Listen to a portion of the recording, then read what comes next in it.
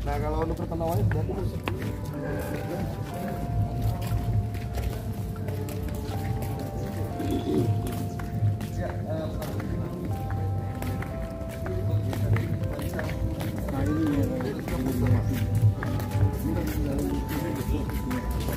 Iya,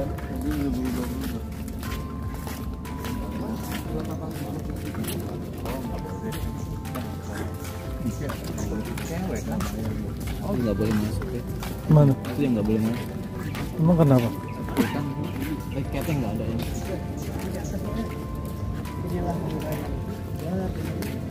Mana? Mangga yang ke sini di atas.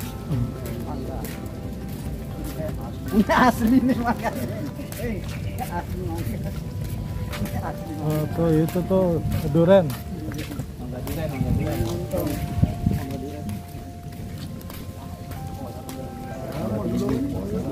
Mangga digit.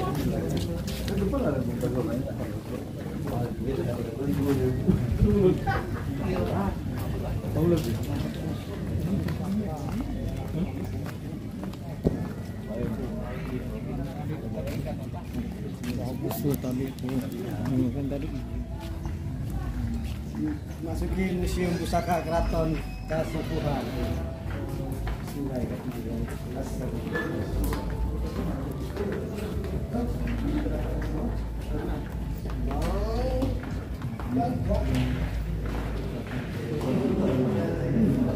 Ya, ini 2017.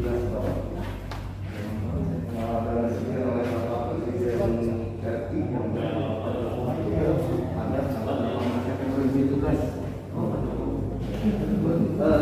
bertepatan acara festival wisata kan yang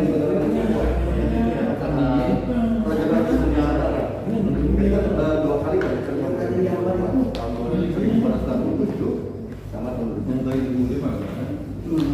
Ya, silakan Bapak. Sudah semuanya meninggal ya,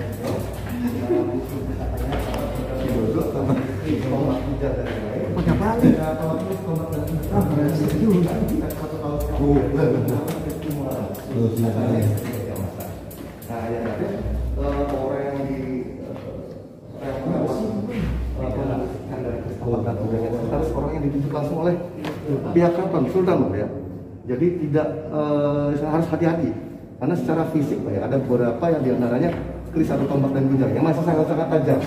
Jadi harus sangat-sangat hati-hati. Tapi ini juga tidak menutup kemungkinan ini kan benda peninggalan lama, Pak ya. Jadi harus orang-orang istilahnya bisa mengendalikan ada isinya. Ya.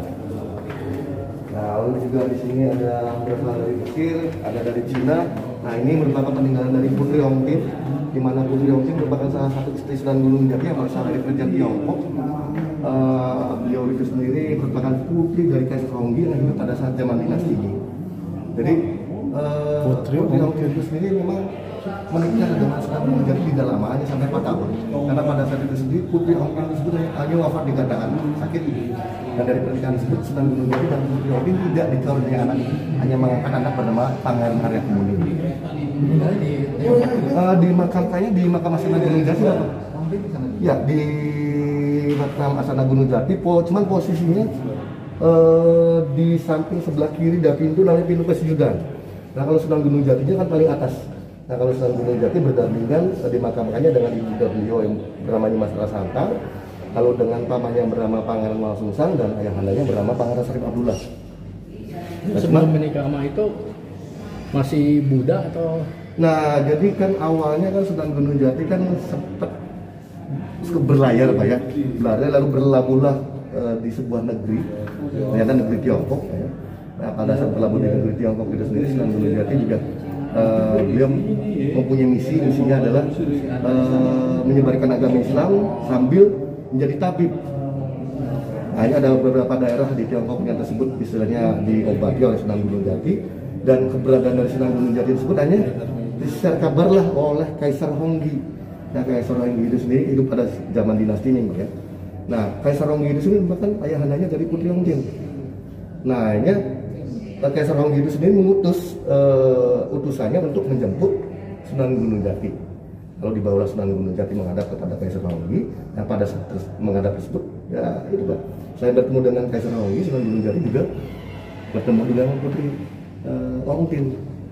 Nah kebetulan Putri Ongtin tersebut yang menaruh hatilah kepada Sunan Gunung Jati. Nah hanya saja setelah Sunan Gunung Jati tugasnya selesai Pak ya dari Tiongkok, hanya kembali lagi ke Cirebon. Tapi berhubung Putri Ongtin tersebut menaruh hati Pak ya kepada Sunan Gunung Jati, hanya menyusul sambil membawa 4 armada besar. Sampai dulu masih Buddha Pak ya, dulu masih Buddha. Nah pada saat sampai di Cirebon, saya bertemu dengan Sunan Gunung Jati, lalu istilahnya diislamkan, yang meluk agama Islam, lalu menikah dengan Sunan Gunung Jati. Nah sebenarnya kalau Sunan Gunung Jati itu sendiri bukan istrinya ada 6, tapi menikah sebanyak 6 kali. Istri pertama meninggal, istri kedua meninggal, istri ketiga meninggal. Jadi nggak punya anak ya? Nggak punya anak, istilahnya mengangkat anak bernama Pangandah Arya Kemuni. Nah dari Sunan Gunung Jati juga ada istrinya, dari Majapahit juga ada, dari Banten juga ada Bapak. Jadi bisa dikatakan kalau Sunan Gunung Jati bukan istrinya ada 6, tapi menikah sebanyak 6 kali. Turunan. Ya punya keturunan kalau Sunan Gunung Jati dari istri selanjutnya Pak. Salah satunya adalah Nimas Kawung Antan yang berasal dari Banten. Itu mempunyai putra bernama Sultan Hasanuddin. Kemudian jadi Sultan di Kerajaan Banten. Nah, ini Bapak lanjut kembali. Ini kereta kencana, namanya kereta Singabaro. Dibuat pada tahun 1549. Di mana kereta Singabaro ini sendiri memakai kayu bias, memakai kayu laban. Dan perangkat saya pembuatannya oleh bahan logis dan ditambah oleh semacam. Di mana Singabaro ini menggunakan singanya dan kata singaran yang digunakan, barangnya dengan kabar-kabar bersama-sama, jadi menamakannya bersama-sama. Kenapa disebutnya demikian? Karena kata Singabaro tersebut merupakan simbol dari 3 agama, Hindu, Buddha, dan Islam. Nah kalau Hindu diperlampakannya dari belalai. Nah belalai itu namanya dari gajah Ganesha. Nah kenapa ada gajah Ganesha dalam hal Hindu? Karena dulu setempat kuat itu menjadi kerjasama dengan kerajaan dari India. Nah di mana belalai tersebut ulik dari Trisula. Nah Trisula itu diartikan ada, seringnya jatuhnya juga, sulanya diartikan ada. Cuma di situ ada sekat dalam diri manusia, terdapat jiwa, rasa, dan asa, 3 hal. Nah kata Singabaro juga membentuk parameter. Nah parameternya di penambangannya di Singabaro juga, mesin kemudian dari Tiongkok. Ada salah satu istri Sunan Gunung Jati ada yang berasal dari kerajaan Tiongkok yang bernama Putri Ongtin.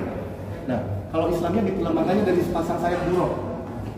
Nah kalau buruk kan merupakan kirap keliling Cirebon yang bertepatan dengan tahun baru Islam yang bertepatan dengan Rewanggo.